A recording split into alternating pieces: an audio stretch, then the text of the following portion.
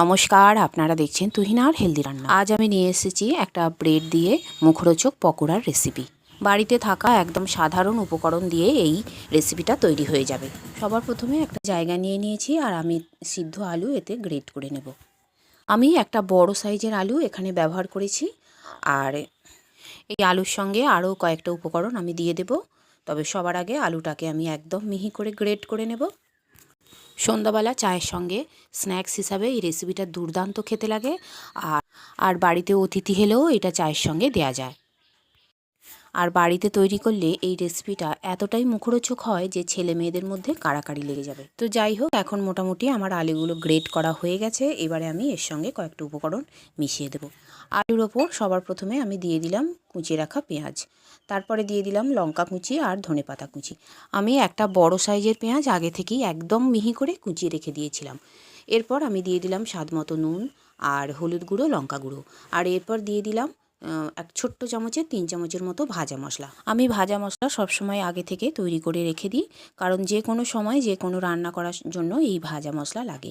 এই ভাজা মশলাতে আমি এখানে দিয়েছি ধনে, জিরে, মৌরি, 5 ফোড়ন আর শুকনো লঙ্কা।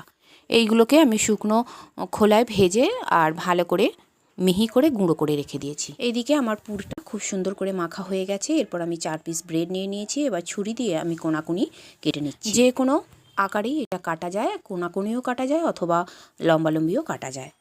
আমি সব কটাকে কোনাকুনি কেটেছি, কারণ কোনাকুনি করে কাটলে বেশ এইগুলোকে দেখতে খুব সুন্দর লাগে। এইদিকে আমার সব কটা ব্রেড আমি কেটে নিয়েছি। এখন একটা করে ব্রেডের টুকরো নেব আর তার ওপরে আমি ওই আলুর পুরটা খুব ধীরে ধীরে চেপে চেপে মাখিয়ে নেব।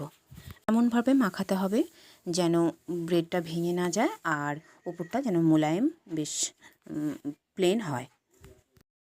এইভাবে একটু একটু পুর দিয়ে ব্রেডের ওপরে মাখিয়ে নেব।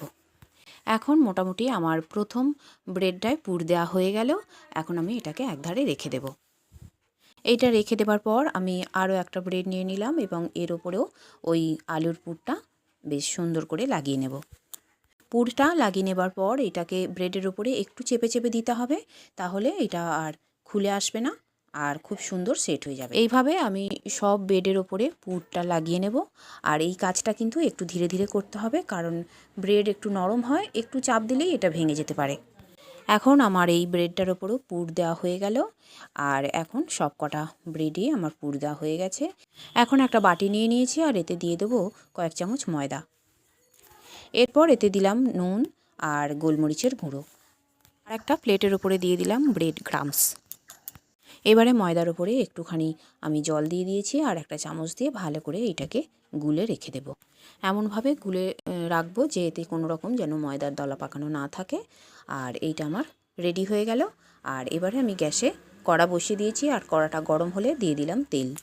সাদা তেল দিয়েছি আর তেলটা গরম হলেই আমি এবারে একটা করে ব্রেড নেব আর ওই ময়দার গোলায় ডুবিয়ে নেব আর তারপর এটা ব্রেড ক্রাম্বসের উপরে দিয়ে দেব। এবার এপিট ওপিট ভালো করে ব্রেড ক্রাম্বস লাগিয়ে চেপে চেপে দেব। এইভাবে সুন্দর করে ব্রেড ক্রাম্বসের কোটিং হয়ে গেলে আমি গরম তেলের উপরে আস্তে আস্তে এটাকে দিয়ে দেব। আর একদমই মিডিয়াম ফ্লেমে ধীরে ধীরে এইগুলোকে ভেজে নেব, কারণ ফ্লেম যদি বাড়ানো থাকে তাহলে এইগুলো ওপরটা বেশি ভাজা হয়ে যাবে আর ভিতরটা কাঁচা থাকবে। তাই মিডিয়াম টু লো ফ্লেমে এইগুলোকে ভাজতে হবে। ওইটা যতক্ষণ ভাজা হবে ততক্ষণ আমি এইদিকে আর একটা ব্রেড রেডি করে নিচ্ছি। আর এইদিকে তেলের উপরে একটা খুন্তি দিয়ে এইটাকে আমি উল্টে দিলাম। এবার ঘন ঘন উল্টে পাল্টে আমি এইটাকে ভেজে নেব। এখন আমার প্রথম ব্রেডটা ভাজা হয়ে গেছে। এইটাকে আমি একটা প্লেটের উপর তুলে রাখবো। এইটা তুলে নেবার পর আমি তেলের উপরে আমি আবারও একটা একটা করে মোট 2টো ব্রেড দিয়ে দিলাম। আর একটু ঘন ঘন এইগুলোকে উল্টাতে পাল্টাতে হবে, কারণ না হলে একদিক বেশি ভাজা হয়ে যাবে, একদিক কম ভাজা হবে। এইগুলো মোটামুটি আমার ভাজা হয়ে গেছে। এবারে আমি এইগুলো তুলে রাখবো। এই পকোড়াগুলো এতটাই মুচমুচে আর ক্রিপসি হয় যে একটা খেয়ে কিন্তু কখনোই এটা মন ভরবে না। তাই বন্ধুরা, যখনই বাড়িতে এটা তৈরি করবেন একটু বেশি করে করবেন, না হলে কিন্তু আপনি খেতে পাবেন না। এইদিকে আমি এই দুটো তুলে নেবার পরে আবার একটা দিয়ে দিলাম আর সেটাকে উল্টে পাল্টে একটু সাইডে সরিয়ে রেখে এর পাশে আর একটা দিয়ে দিয়েছি। আর বন্ধুরা, আমার রান্না যদি ভালো লেগে থাকে আর যদি নতুন নতুন ঘরোয়া অথচ সুস্বাদু রান্নার রেসিপি পেতে চান, তাহলে আমার চ্যানেলটিকে সাবস্ক্রাইব করুন আর পাশে থাকা ঘন্টাটি বাজিয়ে দিন। আর লাইক, শেয়ার, কমেন্ট করতে কিন্তু একদম ভুলবেন না। তৈরি হয়ে গেল আমার দুর্দান্ত স্বাদের ব্রেড পকোড়া। আর আমার রান্নাটি দেখার জন্য সকল বন্ধুদের জানাই ধন্যবাদ। ভালো থাকবেন।